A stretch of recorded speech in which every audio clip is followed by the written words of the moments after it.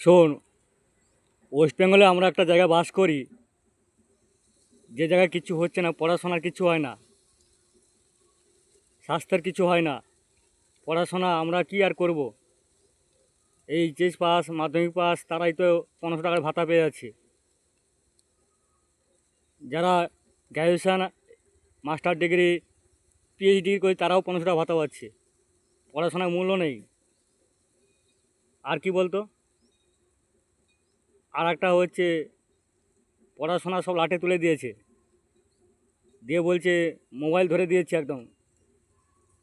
মোবাইলে সব প্রেম করবে, এই যদি ঘুরে বেড়াবে, আর দেখা করার জন্য সাইকেলও দিয়ে দিচ্ছে। সাইকেল নিয়ে স্কুল যায় নাকি? হাফ রাস্তায় গিয়ে ওই দেখা করে এলো একটু।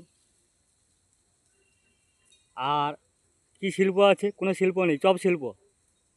কোথায় কোথায় চপ শিল্প। বেকাররা শুধু কি চপ শিল্প ভাসবে, চপ ভেজে শিল্প তৈরি করবে। ঘুগনি ঘুগনি বেচো, চপ বেচো, এইসব। এখানে কিচ্ছু হয় না। রাহাজানি, তোলাবাজি সব কিছু চলে, বাটপাড়ি সব চলে। আর এখানে মোটামুটি আরেকটা কি আছে বলতো? বল কি আছে? চুরি চামারিটা বেশি আছে। এর ঝাড়বে, তার ঝাড়বে, ঝেড়ে মোটামুটি লুটপাট করে নেবে। আর তোর কথায় কথায় জানি যে কয়লা চুরি, গরু চুরি, হেন চুরি, তেরো চুরি, কত চুরি আছে। চুরি শেষ নেই। ফর্দ লিস্ট করলে এখন পৃষ্ঠা পর পৃষ্ঠা খাতা শেষে যাবে। ভোটের সময় হ্যান করেঙ্গা, ত্যান করেঙ্গা, কত কচু পোড়া করেঙ্গা, শেষ নেই। ভাইরে ভাই, ওয়েস্ট বেঙ্গলে আমরা একটা রাজ্যে বাস করি, যে জায়গায় আমাদের থাকা খুব দুর্বিষহ। এর ছেলে তার ছেলে, এর নাতি তার নাতি, মোটামুটি করে সবার চাকরিটা মেরে দিল। আর যারা ভালো শিক্ষিত ছেলে মেয়ে, তাদের চাকরিটা একদমে গাঁড়ে ঢুকে দিল। বুঝতে পেরেছিস? শুনতে খারাপ লাগছে না? হ্যাঁ, শুনতে খারাপ লাগবে, কিন্তু ব্যাপারটা বাস্তব তো, তাই না? তাহলে ভাব, যারা অন্যায় করবে, সব কিছু করবে, তাদেরকে আমরা নেচে নেচে কী করবো? ওই ভোটের দিনে ভোট দিয়ে আসবো, খাতি যত্ন করবো, আহ্বান ডাকবো। তোরা তো বুঝবি না ব্যাপারটা কি। বেকারদের কি জ্বালা, শিক্ষিত ছেলেমেয়েদের কি জ্বালা। প্রতিদিন লাঠি খেতে খেতে খেতে দিন চলে যায়। আর যাদের ছেলে মেয়ে নেই, তাদের কী ভাববে? তাদের কোনো ভাবনা চিন্তা নেই। তারা বোঝে না ছেলে মেয়েদের দুঃখ, তারা ভাবে না তাদের কষ্ট।